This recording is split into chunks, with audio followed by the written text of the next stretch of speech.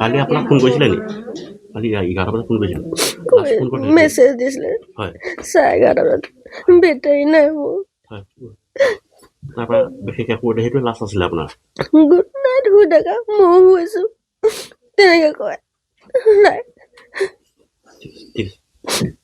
থাকে ভতিজা জোঁৱাই থাকে তেওঁলোক গৈছে তাৰপিছতে মোৰ জেঠীজন থাকে মোমাই তালৈ গৈছে। কেতিয়া গৈছিলে আচলতে গুৱাহাটীত কেতিয়াবা আছিলে তাই মাষ্টাৰ ডিগ্ৰীটো গুৱাহাটীতে কৰা তাই ৰয়েল গ্ল'বেলত সোমাইছিলে আজি 10 মাহমান হৈছে তাই জুনত জইন কৰিছে। তাৰপিছতে কালি মানে আমি নাজানো কি কাৰণে ওলাই গৈছিলে তেনেকৈ দুৰ্ঘটনা আমি ৰাতিপুৱা 4 বজাত পুলিচ ট্ৰেফিক এজনে ফোন কৰি জনাইছে তাৰমানে। এনে কি কালি কিবা কথা পাতিছিলে নেকি? কালি 11 বজাত ফোন কৰিছে তাই য'লৈ গ'লেও মাকক কৈ যায় আমাক নুসুধাকৈ নাযায়। তাৰপিছত কৈছে কাৰেণ্টটো নাই মোবাইলৰ চাৰ্জ শেষ হৈছে মই ভাত খালোঁ বোলে গুড নাইট তোমালোকে শুই থকা ময়ো শুওঁ তেনেকৈ বুলি কৈছে। 11 বজাত সেইটো কৰিছে নাই কিন্তু মোবাইলটো চাৰ্জ নাইকিয়া হৈছে বুলি কৈছে তাৰমানে। তাৰপিছত যিটো ক'ৰবালৈ যাবলগীয়া হৈছে আমাক ফোন কৰিলোহেঁতেন যদি তাই মানে কৈছে মোবাইলটো চাৰ্জ নাই। পৰিয়ালত মাক মই আৰু ল'ৰা এটা আছে ভাইক তাই আৰক্ষীয়ে কিবা জনাইছে নেকি? আৰক্ষীয়ে জনোৱা নাই কিন্তু এতিয়া শুনিবলৈ পাইছোঁ যে যিটো দুৰ্ঘটনা হ'ল ড্ৰাইভাৰজন পলাইছে বুলি শুনিছোঁ। তিনিগৰাকী আছিলে বোলে লগত হয় হয় পাছফালৰ পৰা কিবা ট্ৰাকত মাৰিছে হয় হয়। ইয়াৰ পৰা কোনোবা গৈছে নেকি? ইয়াৰ পৰা আমি নাই যোৱা যোৱা ব্যৱস্থা মানে তাত বাইক ভিনেগাৰ গ'লে আমিনো এতিয়া গৈ কি কৰিম। গতিকে যদি তেওঁলোকে অফিচিয়েলি কামবোৰ সমাধা কৰিব পাৰে তেতিয়াহ'লে লৈ আনিম আমি নগ'লেও হ'ব বুলি কৈছে। পুৱাই আচলতে চৰাইদেউ ধুনীয়া পথাৰ ইন্দ্ৰেশ্বৰ শইকীয়াৰ বাসগৃহলৈ এটি দুঃখবৰ আহিল। গুৱাহাটীত আচলতে তেওঁৰ জ্যেষ্ঠ ইতিমধ্যে কন্যাগৰাকী দুৰ্ঘটনাগ্ৰস্ত হৈ অন্য দুগৰাকীৰ লগত ইতিমধ্যে নিহত হৈছে আৰু মই পৰিৱেশ দেখুৱাইছোঁ আচলতে যথেষ্ট শোকাবিহল পৰিৱেশ। ইতিমধ্যে মাতৃলৈ আচলতে যোৱা নিশা প্ৰায় 11 বজাত আকাংক্ষাই ইতিমধ্যে ফোন কৰি শুভৰাত্ৰি জনাইছিল। শুভৰাত্ৰি জনোৱাৰ পিছত আচলতে কেনেকৈ কাৰ লগত ওলাই গৈছিল আচলতে এই বিষয়ে মাতৃগৰাকী অৱগত নহয় আৰু যথেষ্ট আচলতে চৰাইদেউবাসীৰ বাবে এটি কৰুণ খবৰ এটি দুখবৰ বুলি ক'ব লাগিব। আচলতে অসমীয়া নৱবৰ্ষৰ দিনটোত নৱবৰ্ষৰ মাহটোত আচলতে চৰাইদেউবাসীৰ বাবে পুনৰ এটা আচলতে দুখবৰ আহি পৰিল। ইতিমধ্যে মাইনাক বিচাৰি আচলতে মাতৃগৰাকী আউল বাউল হৈ পৰিছে বুলি ক'ব লাগিব।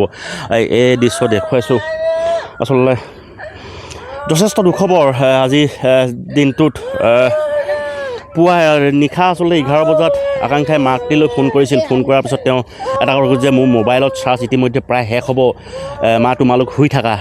যিহেতু মাকৰ লগতে আচলতে বেছিকৈ কথা পাতিছিল কন্যাগৰাকী আৰু স্থানীয় ব্যক্তি আছে। মই আপোনাৰ ওচৰলৈ আহিছোঁ কিবা খবৰ পাইছিল নেকি? কি কেনেদৰে খবৰটো পাইছিল আপোনালোকে? মই মোৰ সম্বন্ধত ছোৱালীগৰাকীৰ ভতিজা হয় আৰু মই ৰাতিপুৱা 6 মান বজাত খবৰটো পাওঁ আৰু তেওঁলোকে 4 বজাত পাইছোঁ বুলি ক'লে সেই গৃহস্থই। আৰু ছোৱালীগৰাকী তাই একমাত্ৰ ইন্দ্ৰেশ্বৰ শইকীয়াৰ একমাত্ৰ জ্যেষ্ঠ কন্যা আছিল আৰু খুবেই মেধাৱী ছোৱালী আৰু বহুমুখী প্ৰতিভাৰ অধিকাৰী। সাংস্কৃতিক দিশততো বেছ আগৰণুৱা। আমাৰ এই অঞ্চলটোৰ ভিতৰত এই সাপেখাতিৰ ভিতৰত তেওঁ খুব সুন্দৰ অসম ভিত্তিক কবিতা আবৃত্তি প্ৰতিযোগিতাত শ্ৰেষ্ঠত্ব অৰ্জন কৰিছিল বিভিন্ন দিশত আৰু তেওঁ পঢ়াৰ ক্ষেত্ৰতো আনুষ্ঠানিক শিক্ষাৰ ক্ষেত্ৰতো যথেষ্ট মেধাৱী।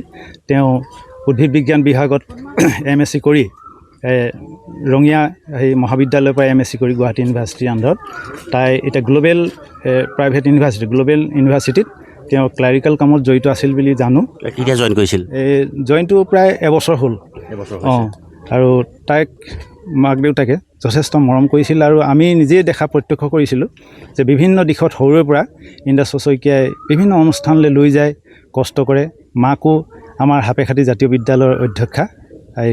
তেখেতেও শিক্ষাৰ প্ৰতি বেছ আগ্ৰহী আৰু তাইক যথেষ্ট যত্নৰে তুলিছিল আৰু একমাত্ৰ আৰু খুবেই বহুত টকা পইচা খৰচ কৰি গুৱাহাটী একেবাৰে দৰিদ্ৰ তেওঁলোক প্ৰাইভেট কামতহে মাকে কৰে, কিন্তু গুৱাহাটীৰ নিচিনা এখন মহানগৰীত বহু খৰচ কৰি তাইক শিক্ষাৰ দিশত আগুৱাই নিবৰ চেষ্টা কৰিছিল। আৰু এনেকুৱা এটা কৰুণ ঘটনা আমাৰ গাঁৱত বা এই অঞ্চলটোত হ'ব বুলি আমি কল্পনাও কৰা নাছিলোঁ। আমি শোকত সকলোৱে মৰ্মাহত হৈছোঁ। আমাৰ গাঁৱৰ আমাৰ এই অঞ্চলটোৰ এটা উজ্জ্বল ভৱিষ্যত হেৰাই গ'ল আৰু ই অপূৰণীয় ক্ষতি। আমাৰ তাই বিভিন্ন অনুষ্ঠানত অনুপ্ৰেৰণাৰ একমাত্ৰ ছোৱালী আছিল। আমি বিভিন্ন অনুষ্ঠান পাতোঁ, আমি বিহু অনুষ্ঠান পাতোঁ, সাংস্কৃতিক অনুষ্ঠান পাতোঁ, শৈক্ষিক সামাজিক অনুষ্ঠান পাতোঁ।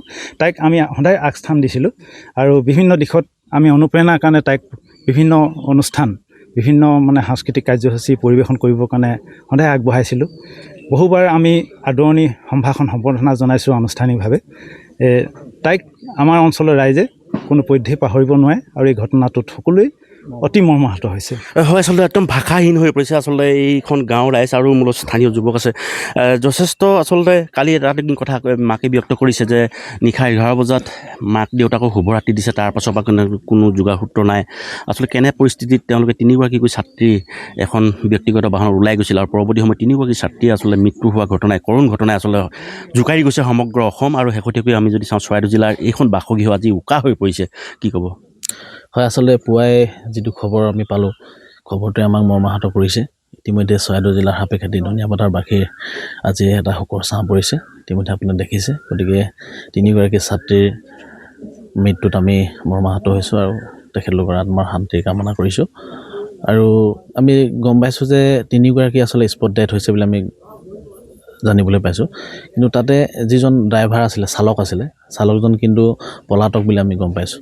গতিকে চালকজন 3জন ছাত্ৰী স্পট ডেথ হোৱাৰ পিছত চালকজন কেনেকৈ আচলতে বাচিবলৈ পালে, এইটো এটা নিশ্চয় ৰহস্যজনক বুলি আমি ক'ব লাগিব। গতিকে আমি উচিত তদন্ত এটাৰ কথা আমি চিন্তা কৰিছোঁ। আমি মাননীয় মুখ্যমন্ত্ৰী মহোদয়ক উচিত তদন্তৰ কাৰণে আমি চৰাইদেউ জিলা প্ৰশাসনৰ যোগেদি আমি এখন স্মাৰকপত্ৰ প্ৰেৰণ কৰিম। এই কথাটো আপোনালোকৰ সংবাদ মাধ্যমৰ যোগেদি আমি কৈছোঁ যে আমি অসম জাতীয় যুৱ ছাত্ৰ পৰিষদৰ যিহেতু নেতৃত্ব প্ৰদান কৰিছোঁ চৰাইদেউ জিলাৰ সাধাৰণ সম্পাদক হিচাপে। গতিকে আমি এই অঞ্চলৰ ৰাইজৰ লগতে আমি অসম জাতীয় যুৱ ছাত্ৰ পৰিষদে এখন স্মাৰকপত্ৰ আমি চৰাইদেউ জিলাৰ প্ৰশাসনৰ যোগেদি আমি মাননীয় মুখ্যমন্ত্ৰী মহোদয়লৈ স্মাৰকপত্ৰ প্ৰেৰণ কৰিম, যাতে গোটেই বিষয় বস্তুটো যাতে তদন্ত হয়। তাকে আপুনি